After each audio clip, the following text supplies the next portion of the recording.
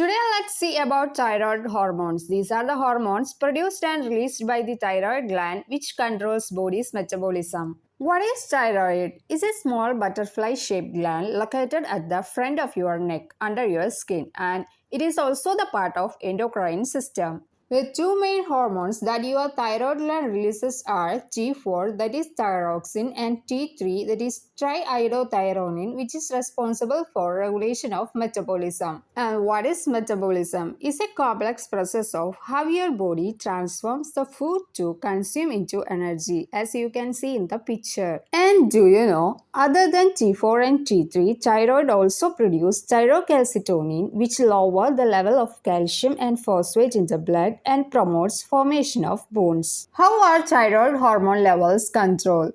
The production and release of thyroid hormone is controlled by a feedback loop system. It involves hypothalamus, pituitary gland, thyroid gland, and multiple hormones. Hypothalamus is a part of your brain that controls functions like blood pressure, heart rate, body temperature, and digestion. And pituitary is a small pea-sized gland which is just situated below the hypothalamus. And also, this hypothalamus and pituitary gland connected to a stalk called pituitary stalk. In this feedback loop system, your hypothalamus releases thyroid-releasing hormone TRH, which in turn stimulates your pituitary gland to produce and releases thyroid-stimulating hormone TSH. And this thyroid-stimulating hormone TSH then triggers your thyroid to produce T4 and T3. For the synthesis of T4 and T3, thyroid also needs adequate amount of iodine, is a substance which gets from food that you eat. Here you can see a hormone chain reaction is regulated by feedback loop system so that when the levels of T3 and T4 increase,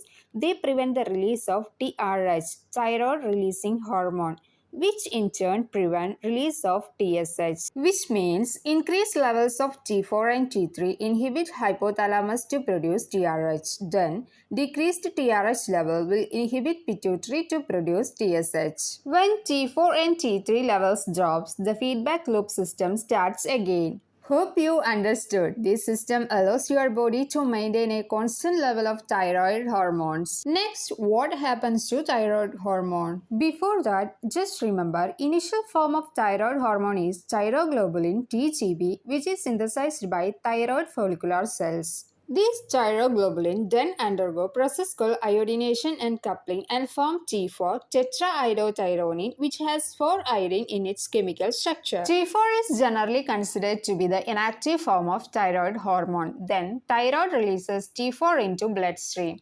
Once it releases, certain cells in your body transform T4 into T3 triiodothyronine, that is active form of thyroid hormone, through a process called deiodination. For more understanding, here you can see 4 iodine in T4 hormone chemical structure. That's why it's called tetraiodothyronine. Tetra means 4. Once T4 releases into bloodstream, in certain cells, deiodination, that is removal of iodine, takes place at 5th position and transform into T3, the active form of thyroid hormone, triiodothyronine. It has 3 iodine in its chemical structure. Mechanism of action of thyroid hormone. The hormone T3, the active form, attaches to the specific nuclear receptors and form the receptor hormone complex. This receptor hormone complex binds to DNA or thyroid responsive element, results in increased transcription rate, which will lead to production of mRNA and specific protein synthesis, which leads to various metabolic and anatomic effects. Next is functions of thyroid hormones. Thyroid hormone has impact on how slow or fast calories are burned to produce energy and how fast or slow the heart is beating. It also plays a role in raising or lowering body temperature, and it's regulating the rate at which food moves through the digestive system. And thyroid hormone has important role in follicle and embryo development and also fetal brain development.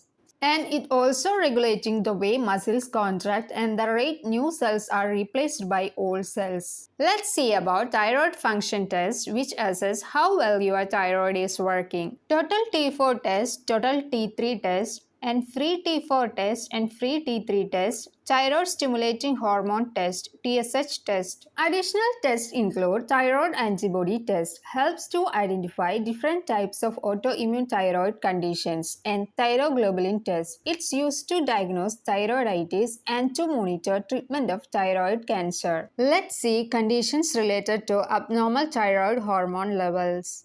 Hypothyroidism, hyperthyroidism, Hashimoto's disease, Graves' disease, thyroiditis, thyroid nodules, goiter, and thyroid cancer. And what about calcitonin or thyrocalcitonin? It lowers calcium levels by inhibiting osteoclasts, which are cells that break down bone. In tubules, it also decreases reabsorption of calcium and phosphate and reduces its levels in the blood. Hope you understood the topic and please do subscribe my channel to get more updation. Thank you for watching.